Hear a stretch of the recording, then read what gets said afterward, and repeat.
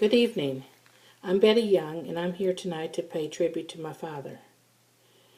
I like talking to intelligent people. That's what Dad would say when one of us kids would tease him about talking to himself. Dad is a simple, gentle, well-respected, fun-loving family man. When I say he's simple, Dad would much rather sit at a park bench eating a hot dog than he would go into a fancy restaurant. And as far as vacations go, he never had any desires to go to big resorts or anything. He took us kids camping all summer long whenever the weather was nice on weekends or on his 2-week vacation. We spent family time and went camping. Enjoyed every minute of it. Grew up with nature and loved it.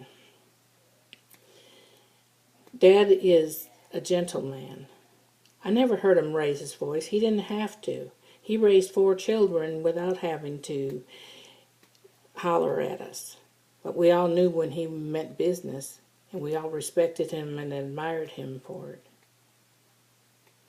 He raised 4 children that today yet love spending time with family and spending time with Mom and Dad. When I say he's fun-loving, that's the best part of Dad. At family get-togethers, about all we do is tell stories, and most of them about my dad. We call them dad stories because a lot of silly things happened to my dad, and we love to tell those stories. For instance, once one of us kids left this great big plastic ball right in the walkway. Dad was trying to carry lumber from the garage to the basement for one of his remodeling projects, which he always did.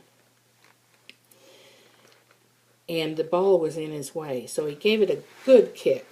Well, that ball bounced up against the house and came back and hit him flat in the face. Then there's the time that he had a little bit too much to drink at the Eagles meeting. He came home and was hungry, so he decided to fix himself a sandwich. Well, this was when cheese first came out in the individual wrappers. Well, he put the meat on the bread and slapped a piece of cheese on it, proceeded to eat that sandwich. Well, he couldn't bite through that cheese because it still had the plastic on it. So he fought with the sandwich for a while and finally gave up and just threw it on the counter. The next morning, my mother got up and found the cheese with teeth marks all over it. It's stories like that that we love to tell at family get-togethers now. Dad loved spending time with his family, but he was well respected from his colleagues and friends, and he had friends and still has friends, lifelong friends.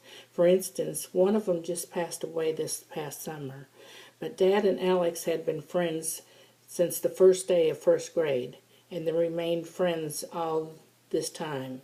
Dad's going to be 90 this year, and he still respects and loves my mother. They've been married 66 years, and he loves her as much today as he did the day that he met her. Dad is a true trooper and worked hard to provide for his family. But he is a true family man and loves us all equally.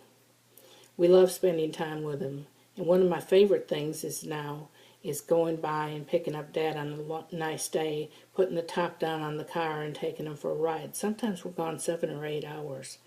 But he loves every second of it, just father and daughter time. I took him to Alaska once, just a father and daughter trip. And when we got back, I got this wonderful handwritten thank you card from him. This is how sensitive my dad can be. Dear daughter, thank you again for the invitation to spend time with you in Alaska. I feel very fortunate to have a daughter who would take her old man on a trip like you did. I feel you are my friend as well as a wonderful daughter. But Dad feels his way about his whole family, and we all love and respect him, and he deserves all the tribute in the world. Thank you.